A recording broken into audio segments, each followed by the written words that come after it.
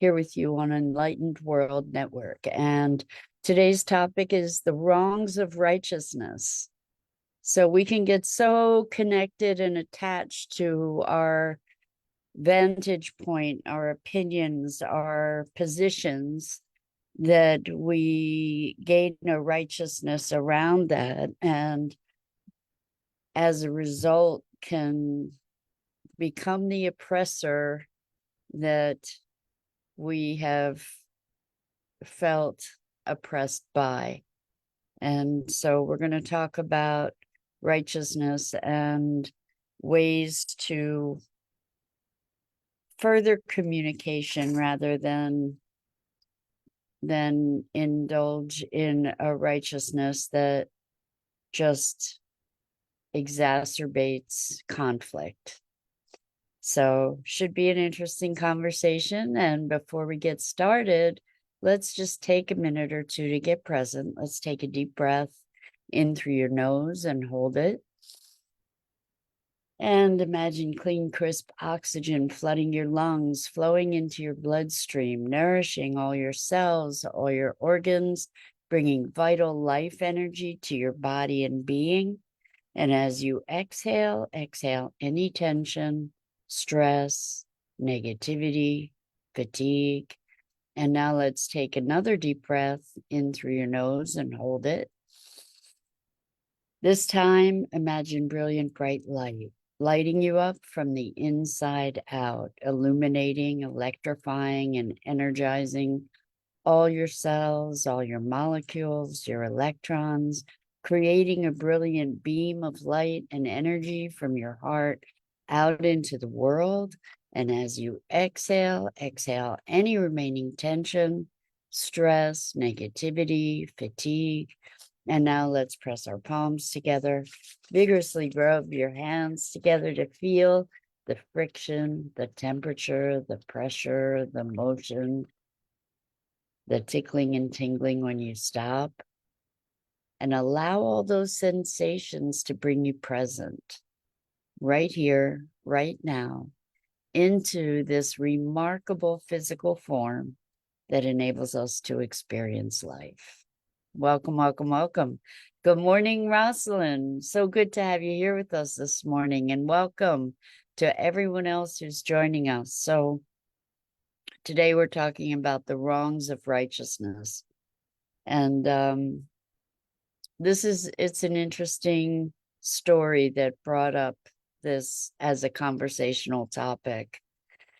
I was talking with someone who was woken from a sleep with a conflict, and the conflict was an experience of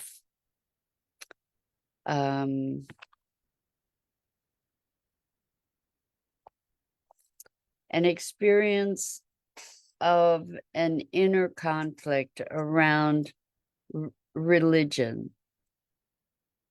And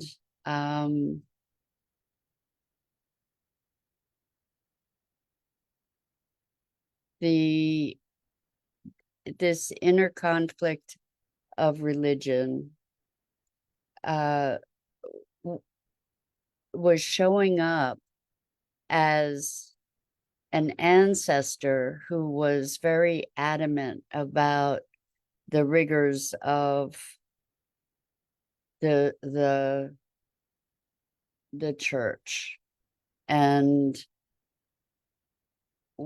the details aren't that important, but this ancestor was showing up as adamant that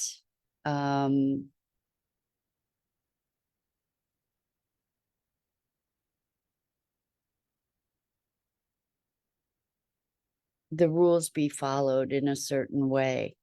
And the person I was having the conversation with really had a lot of issues around the violence that those rules had caused, and the intolerance. And so this person had a deep intolerance for intolerance. which is really, really interesting. So the deep intolerance for intolerance created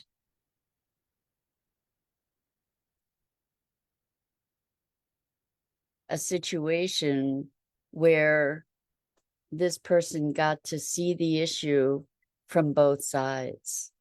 The issue from the intolerance held by the other person and their own intolerance that they held toward the person the person who was intolerant. So it was fascinating because this person said, I hate intolerance. And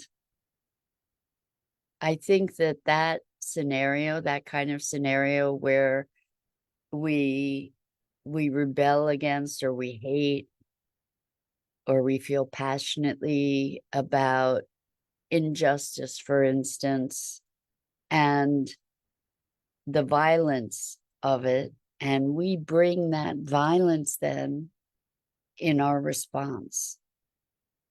And what's at issue here is a duality that we have been enculturated to, where the duality is right and wrong, good and bad, black and white, up and down, in and out. It's polarity. So there's two sides. And when there are two sides, what we're engaged in, what we end up engaged in, is othering. And this othering perpetuates conflict. So the question is, how do you deal with intolerance? How do we transform intolerance? And first, the place to do that is within ourselves. And it's very challenging. It's not our paradigm. We get very righteous about being right. And certainly there are things in the world that are egregious and that need to be addressed. And the question is, how do we do that? How do we elevate the context? How do we elevate the conversation so that we can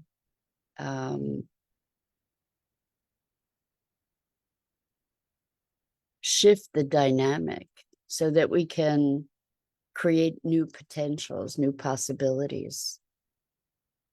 And what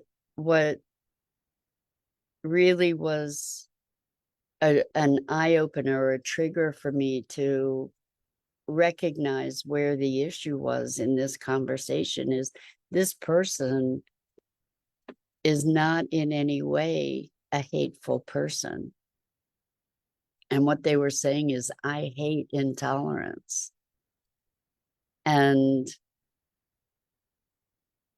that signaled to me that this dream that had woken them, or the conflict that had woken them from sleep, wasn't a conflict that was external to them. It wasn't a conflict of the ancestors, as much as the ancestors were showing up to help them identify a conflict within themselves.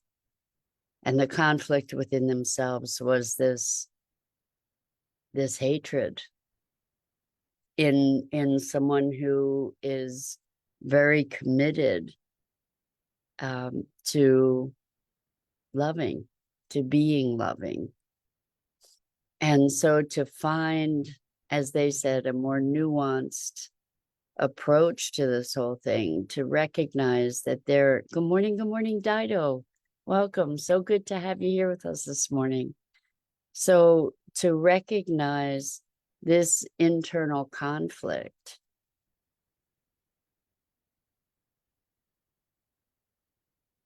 on a level of fundamental values, right? The value is to be loving, and yet here's this hatred residing internally that's creating a conflict.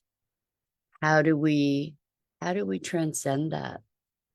How do we come to a different place of being where there's resolution? And so this gets to the conversation around a coin, the two sides of a coin. The actuality is that the coin has three sides. It has heads, tails, and it has the middle or the edge that's connecting the polarities. And so as we notice that,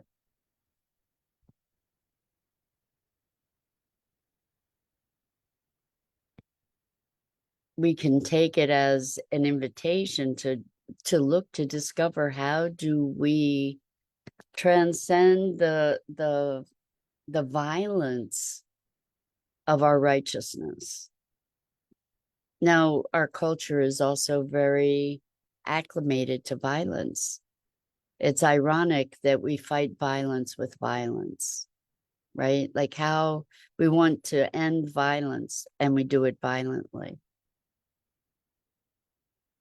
Isn't there's a very deep irony there.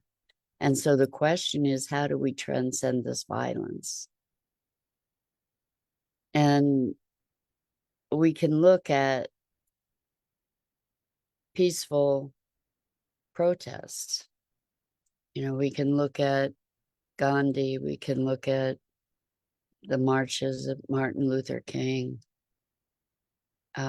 People were willing to die to promote peace, but not to be violent to promote peace. And it creates a disconnect for us because we don't know how. We don't know how to find a place of loving defiance, to find a place of compassion, compassionate resistance, perhaps. There's a courage that is required to be willing first even to see that violence in ourselves, to be willing to make a commitment beyond that violence, to allow ourselves to evolve into a new paradigm for being. If we look in our culture on so many levels, there's violence of speech, where we denigrate others or we attack others verbally, ideologically, violence that we exert for control of others, domination, control, violence in our laws even, where some of our laws are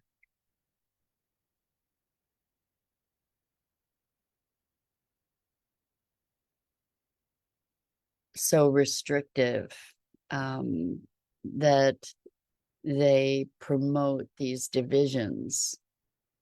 Even if we look at some of the latest reproductive conflicts that are going on, there's violence that is done to women in the context of saving the lives of the unborn, or saving the potential life of someone. So the the mother is having to suffer and potentially die, um, in the violence of protest uh, that often occurs.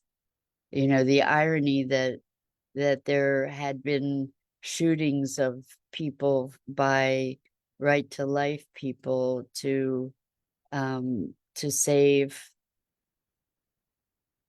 potential lives of fetuses. You know, it's a lot of crazy when we step back and look at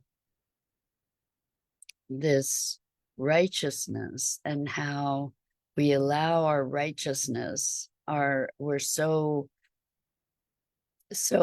bound to being right that we will go to all kinds of lengths to enforce that will kill each other, that will maim each other, that will hurt each other over our righteousness. And it takes courage to have a willingness to challenge our own beliefs, or even to listen with open mind and heart to a different vantage point, to a different opinion. It takes courage. And if we allow ourselves, instead of to hold our righteousness and our rightness with clenched fist, ready to fight, if we instead hold those ideas with open hand, we have the opportunity to reach out to each other, to give and to receive, to find a place of understanding, to reach into the motivations, to find commonality, to find a way, a path of reconciliation. And I think that reconciliation is different from compromise. With compromise, what our notion of compromise is that both sides are unsatisfied. You know, that's what negotiation is that both sides lose rather than that everybody wins. You know, and to find a place of deep and rich understanding that then can open new pathways, new opportunities, new possibilities for resolution of whatever these conflicts are. And we were talking about Netanyahu and the Palestinians, and how this is playing out of a scenario where there's such deep righteousness, where the oppressed become the oppressor. We see it everywhere, where we become justified and righteous in defending ourselves and our position, that we lose sight of humanity, of our own humanity, of the humanity of those that we are disagreeing with. And it's such an important question in these very, very fractious times, where we don't operate with open mind. It's hard. It's really hard to find an inroad when we're so busy being right, with our closed tightly held, fisted beliefs.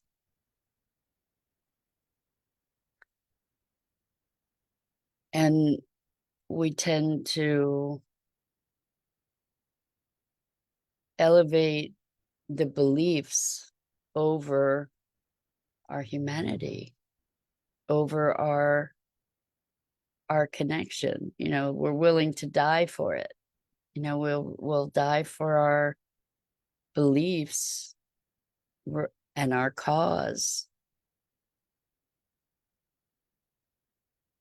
And I think that there's merit to having such a strength of clarity around our convictions. And if we're to ultimately survive on this planet, let alone thrive, we need to find another way. We need to call for peace. We need to start learning what peace might look like. A wonderful, wonderful question that has arisen again and again in conversation with clients is, what would love do?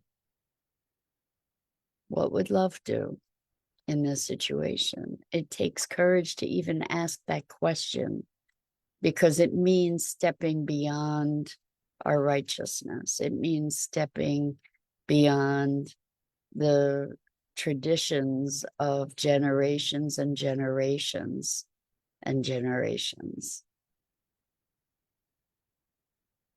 It means stepping beyond the words of our scriptures, where there are wars and battles and smitings and smotings and on and on. What does it look like? What would love do?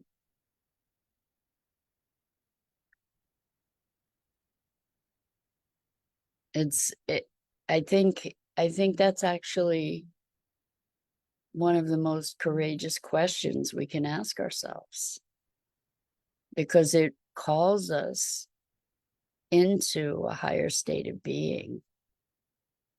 And it calls us into a higher expression of ourselves. And it may even call us into a new experience and perspective on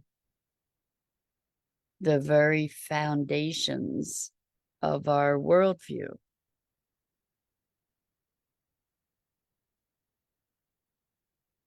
We say it's a dog eat dog world. Well, that's an odd expression in and of itself, but as we look as light bearers, as we look to the world we wish to live in, is that the world? Is that world of conflict, righteousness, polarity, othering, separation? Is that the world we choose? Or can we find our interconnection? Science is proving over and over and over how deeply interconnected and interwoven we are. How can we translate that experience into our beingness? How can we translate that experience into the way that we relate to others, into the way that we relate to ourselves? We do the same violence to ourselves that we do to others in our intolerance. When we have a situation, when we act in a way that we don't like, we often will judge and often punish ourselves. And rather than seeking to more deeply understand, rather than bringing compassionate curiosity to the circumstance. And that's one way that we can maybe begin to move into this new paradigm, is by bringing compassionate curiosity to be in an inquiry and a discovery rather than a certainty. Because really, the certainty is it goes hand in hand with our righteousness, right? When we allow ourselves to begin to question, maybe we can start to find approaches, solutions, resolutions, perspectives that might not have otherwise been available to us,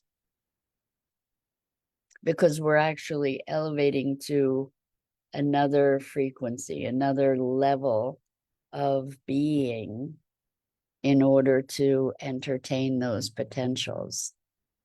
And then from that level of being, there's a whole new world that opens up that was inconceivable from the world of polarity. It's like we think that we're at a dead end, and all of a sudden a whole new door opens. So that's today's conversation, is looking at our own righteousness and cultivating compassionate curiosity and the question, what would love do? So that's it for today. I'm Mira Rubin. This is the Core Connection, and I go live here each weekday morning at 9 a.m. Eastern on the Enlightened World Network Facebook page and YouTube channel. And I invite you to please like, follow, and share Enlightened World Network and me. The links are in the description. And as always, it's a profound pleasure and privilege to have the opportunity to engage with you in these morning musings. So until next time, so much love to you.